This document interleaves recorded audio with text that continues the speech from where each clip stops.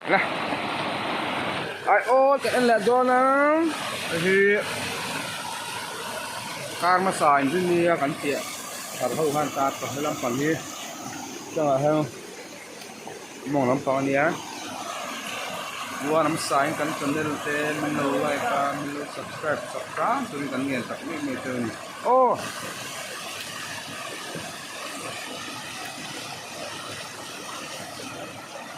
mua cứ cầm đỡ lắm à bây giờ ai tuần vừa đầu su tầm nimin lên ra tập đàn lắc à tập áo một thuật thuộc tập tốt mà có một bát bản măng o níl một níl lâu tập mà kan mà xả cần nhiều cái này ha deketin na to deketin na to how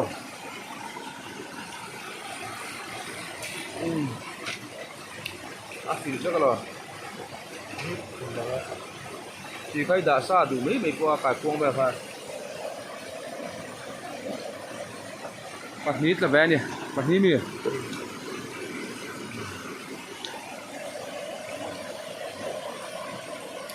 Pagi sampai anh cái gì ba ngày khóc này quá anh mua liên tục à cái cuồng mua sáng hát post thấy luôn à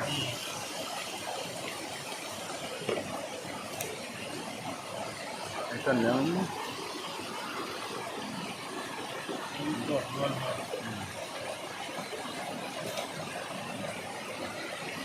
những lâu cái những tháng ai em sầu lên ha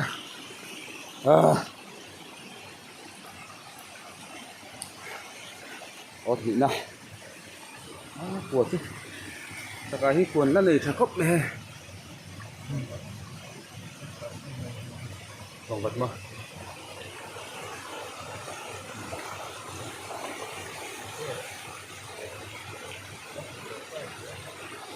càng nắng à quý lâu chúng ta tăng em giảm ra phụ này đã cắt lầu mấy thế em là hay mất xã là miếng tọa lấy hồ tí lâu tắm về chứ không một ảnh đây là phần dương cần là tụi này mà cắt làm sao mà xin là lại chuyện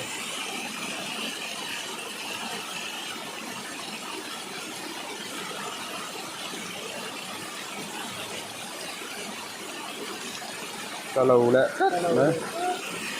những gì về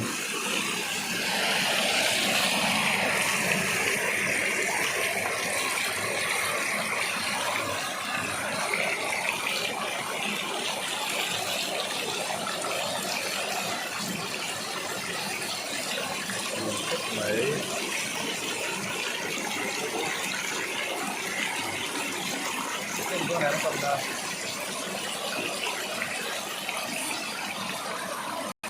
Vâng, em về là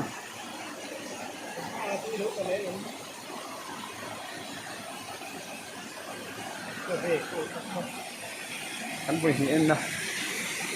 mình sang làm bằng xin thôi rồi làm cuốn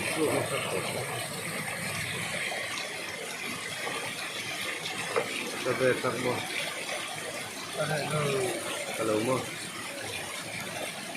các cái cuông vâng lụt cả lệ tắt được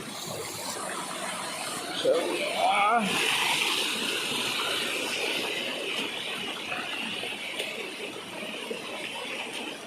tôi là ai cầm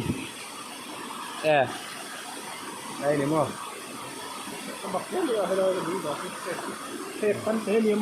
chín là đây là tùy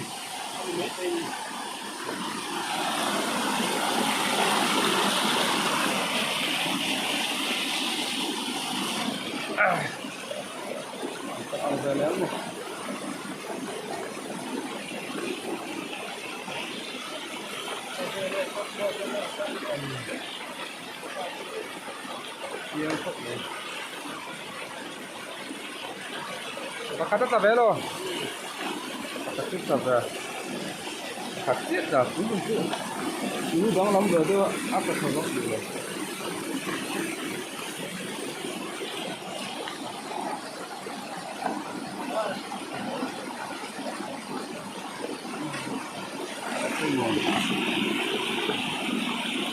chỗ đây ngay rồi chỗ đây rồi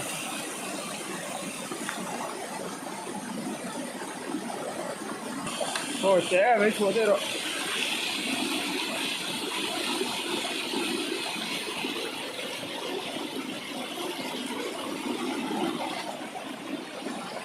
vậy mà em bắt là đủ lâu về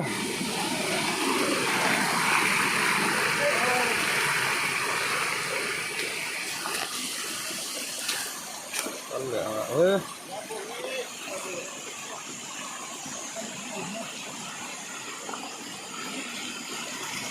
ta về tập mỏ ta lâu tập mỏ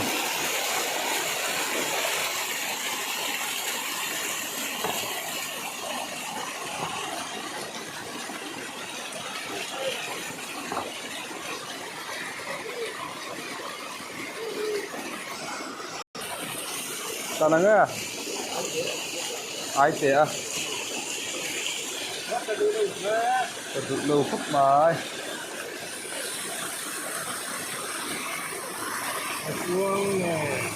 ai thế cái chùa là thế đâu cái con có gì là thôi đi buồn về thành phố mà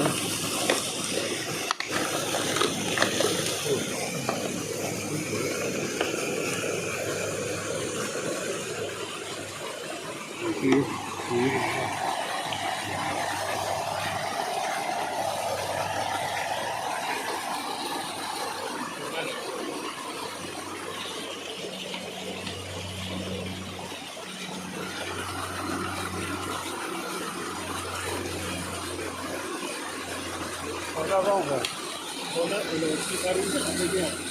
phải tarang không phải tarang đâu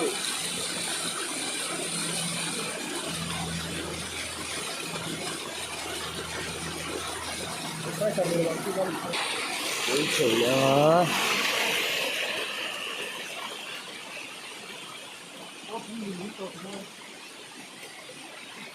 ốt khát ốt mì ốt cũng mình cái gì à ốt lia ốt cũng nhiều tất này lại anh lên à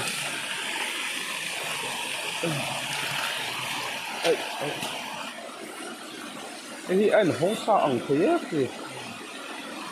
anh chọn đào đến ăn cái bình luận trên cái thứ cặp đấyเลยrồi chắc ai chỉ xin mình trước thì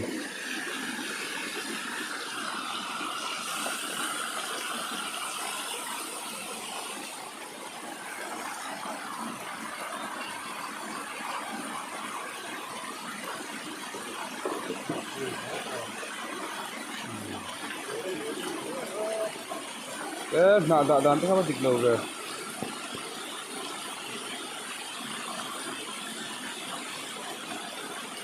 pakat itu ke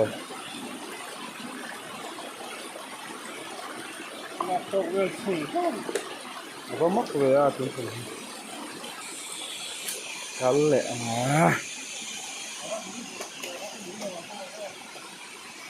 kasih nilau ang ke lah nih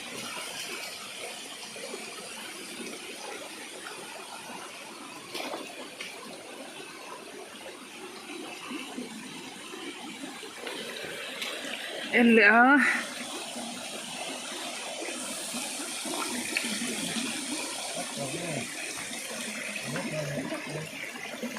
em ăn luôn mà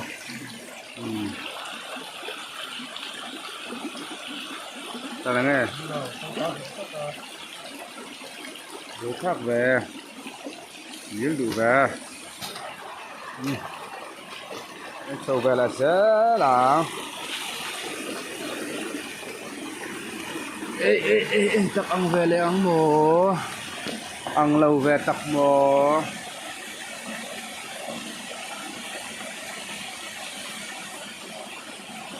có một pipe này mà khăn là nín lâu lại chứ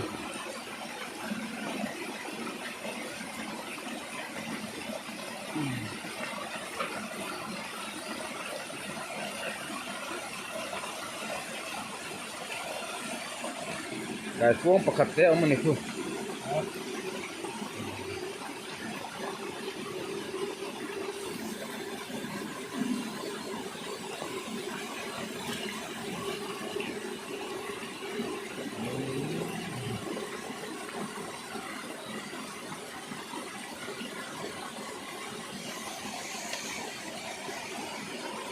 mấy cả một số con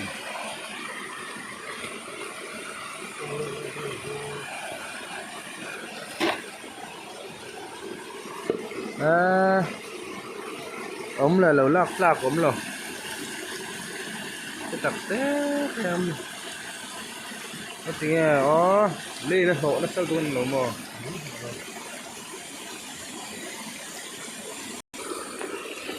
ta đủ lẩu pha với chứ Beisei phá đô lẩu tlat máy buổi thác đó khắp máy ô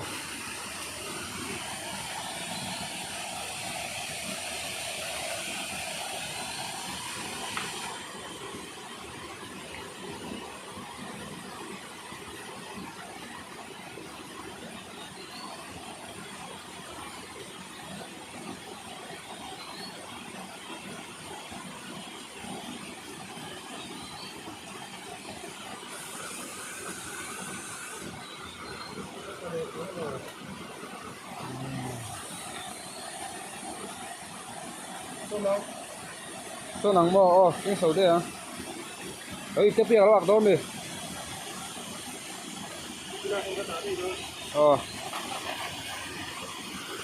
còn xuân đón thì ta dụ lâu chứ ada to khóc mày anh sụt trap to đây là hun tập tập lâu phố còn số lâu ba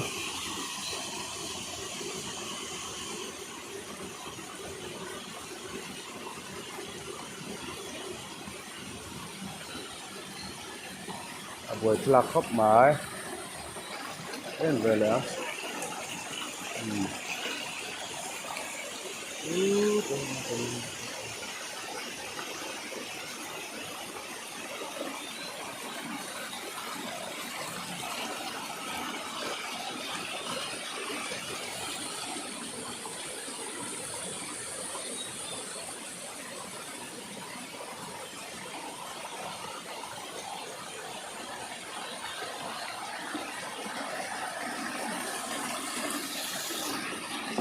tatak mo NC thế này bom liền cắn đã del đàn nhỉ nãy đã cho ra dịch lâu sắt cả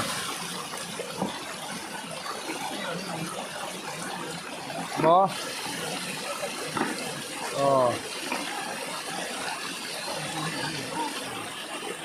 em buổi theo khóc mấy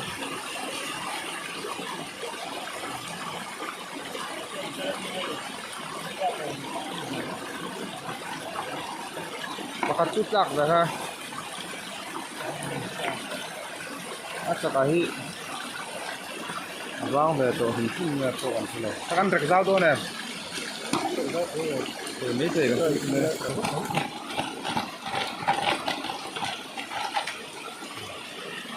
Bakal cucak về lại sao? Anh dễ cặp thấy nè.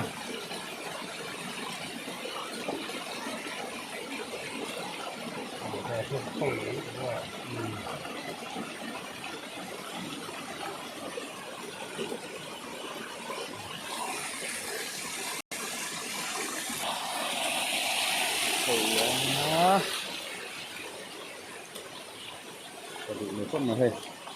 kanson don AIAWT mặc khóc đây tuần chưa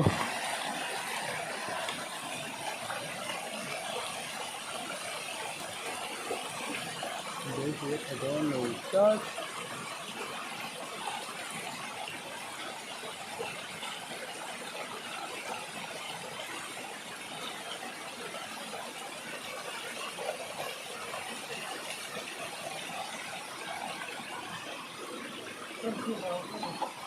Cà vé rồi.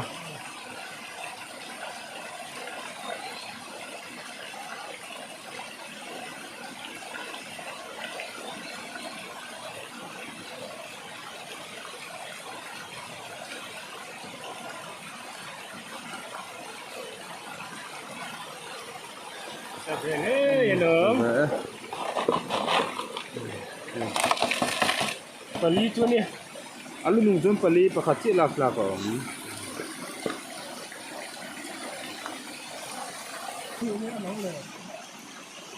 Mà po sun tak về du bắc qua là rồi. Anh nhỏ dễ lắm mà. Ta. Chúng tôi làm bê xế phát đón lâu lại kìa.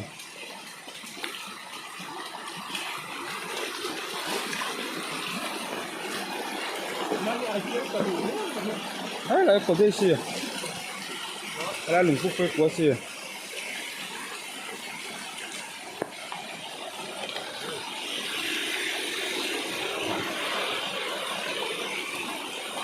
Nha. Cái giờ đào này nặng à. Đang làm đâu rồi giờ đào.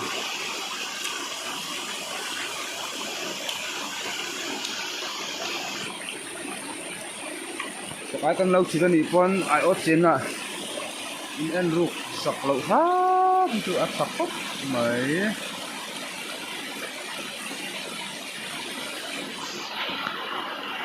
Thật tuyệt là vẻ.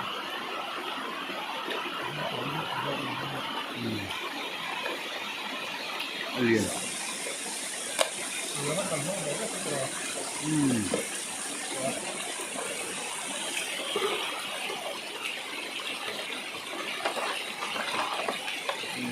Liền có rất là đẹp ta.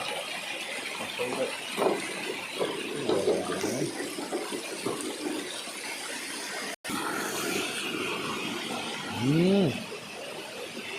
Sâu về lại là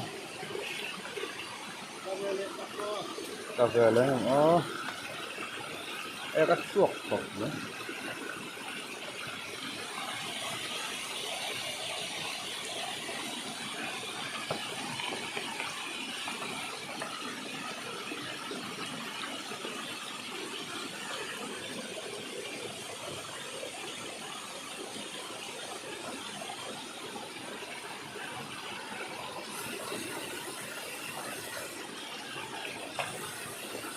Sao nè nghe anh nghĩ đó lo ha cắt thang ngay lo ta lâu cắt mãi cứ trùm chưa cắt thì xong khai mẹ ta tụ lâu khóc mẹ vẫn là lạc sưng rồng hết chỗ nọ trên là rem chia tội thì đâu anh đẩy lâu lên được không chế tụ té mình lâu thiệt sặc lại khám tuổi gần cái có thể mình nhận chơi đi là cái gạo chua nha nó có là rất dễ không AIAWT kiểm sổ ngay bốc á anh đẩy nó cho còn chua nín cái giống cái này để phốt mẹ rồi xe truy vết u lên